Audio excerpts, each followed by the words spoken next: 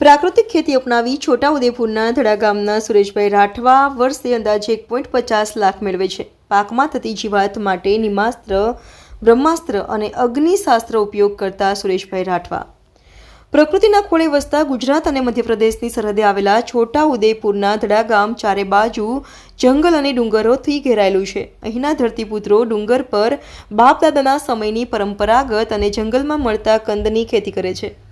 આ ડુંગરોમાં તેમને પરંપરાગત પદ્ધતિ અને આધુનિક સાધનોથી ખેતી કરતા ધરતીપુત્રો જોવા મળશે. આવા જ એક ધરતીપુત્ર સાથેની મુલાકાતની વાત કરવી છે. છોટાઉદેપુર તાલુકાનું ધડા ગામના ધરતીપુત્ર સુરેશભાઈ રાઠવા સાથે ખેડૂત તાલીમ અને રવિ કૃષિ મહોત્સવ વખતે મુલાકાત થઈ હતી. પ્રાકૃતિક કૃષિના સ્ટોલ પર તેઓ પોતે પકવેલ અનાજનું વેચાણ કરવા લાવ્યા હતા. ધરતીપુત્ર સુરેશભાઈ સાથે મુલાકાત દરમિયાન તેમણે જણાવ્યું હતું કે તેઓ બાપદાદાના સમયથી સાચવેલા બિયારણનો ઉપયોગ કરી હાલ ખેતી કરે છે. વર્ષોથી અમારા ઘર પૂરતું વાવવા માટે જૂના બિયારણ વાપરીએ છીએ. 3 વર્ષ પહેલાં અમો આત્મા પ્રોજેક્ટની તાલીમમાં ગયા હતા. ત્યાં દેશી ગાય આધારિત પ્રાકૃતિક કૃષિ વિશે માહિતી આપવામાં આવી હતી. સુરેશભાઈ આ વર્ષે લાલા અને સફેદ એમ 2 પ્રકારની ડાંગરનો પાક લીધો છે, જેમાં તેઓ પરંપરાગત બળદ ચલાવીને ડાંગરના પૂળામાંથી ડાંગર છૂટું પાડે છે. આ પાક સાથે તેમણે ખેતરની ક્યારી પર ગિલોડી, પાપડી, જંગલમાં કદનું પણ વાવેતર કર્યું છે.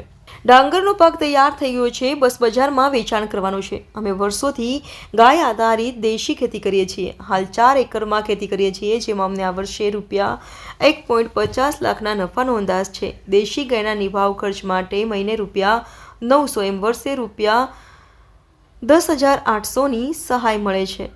મારું નામ રાઠવા સુરેશભાઈ ચમાડાભાઈ, ગામ ધડા ગામ, તાલુકો જિલ્લો છોટાઉદેપુર. અને હમો છેલ્લા 3 થી 4 વર્ષથી હમો પ્રાકૃતિક ખેતી કરજે છે. અને એમાં હમો ડાંગર, તુવર, મકાઈ, અડદ, દેશી ડાંગર તે હમો ખેતી કરજે છે. એમાં જીવામૃત, ધન જીવામૃત, નિમાસ્ત્રોનો એનો ઉપયોગ કરીને હમો ખેતી કરજે છે. પ્રાકૃતિક ખેતી હમો એની માહિતી અમને આત્મા પ્રોજેક્ટમાંથી મળી હતી. તો અમે તાલીમ લીધી, 15 દિવસ જેવી તાલીમ લીધી. પછી અમે ઘરે ખાવા પૂરતી ખેતી કરી, પછી વધારી થોડી. પછી અમે એમાં આવક આવે એવું લાગ્યું અમને, તે અમે બધી ખેતી કરવા લાગ્યા. હાલ તો 4 એકર જેવી કરીએ છીએ અમે. આ વર્ષે અમને મિનિમમ 1.5 લાખનું અંદાજ છે. અમને હજુ ખેતરમાં જ જથ્થો પડ્યો છે, હજુ નિકાલ કરવાનો બાકી છે. આપણે ગુજરાત 18 ડાંગર છેલ્લા 3-4 વર્ષથી ખેતી કરજે એની ડાંગરની. તો આ વર્ષે ખેતી આને વધારે ઉત્પાદન આપ્યું છે.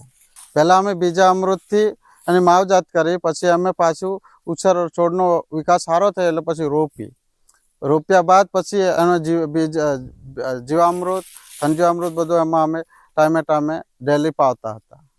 એટલે એમાંથી અમને ઉત્પાદન સારું મળે છે. અને તેથી અમને ખેતીમાં 1 લાખથી 1.5 લાખનો આવક થાય છે. એ અમે પહેલાં બાપ દાદા કરતેલા નથી, દેશી બિયારણની ડાંગર લાલ ચોખા, એ અમારા બાપ દાદા પહેલેથી સાચવી રાખેલું. એ બિયારો હજુ બી આજ સુધી અમુક કરજે. એ બી અમુક પ્રાકૃતિક ખેતી જ કરજે. એ કાળી ડાંગરમાં ખાવાથી આપણને સ્વાદિષ્ટ મેં બધે સારું રહે. ને અમે બાપ દાદા અમારા 8 ડાંગર વધારે. અમે આ ગુજરાત 18 ડાંગર ખરીને એ અમે છોટાઉદેપુરમાં વેચીએ છીએ હાલમાં. અને લાલ ડાંગર ખરીને અમુક ઘર ખાવા લીધે મેકી દે છે. સાથે અમે બીજી શાકભાજીમાં બી ટામેટા છે, મરચાં છે, એ પણ અમે કરજે છે ઘર. અત્યારે મેં છે ને મારે ઘર 6 થી 7 દેશી ગાય હોય, એમાંથી ગૌમૂત્ર અને ગૌશાનમાંથી અમે જીવામૃત, ધન જીવામૃત, બીજામૃત, બ્રહ્માસ્ત્ર એવો ઉપયોગ લઈ એનું બનાવીને અમે ખેતીમાં ઉપયોગ કરીએ છીએ. એમાંથી અમને દેશી ગાયના અમને દર મહિને 900 રૂપિયા મળે છે. કુલ ટોટલ 10,800 આખા વર્ષના મળે છે અમને.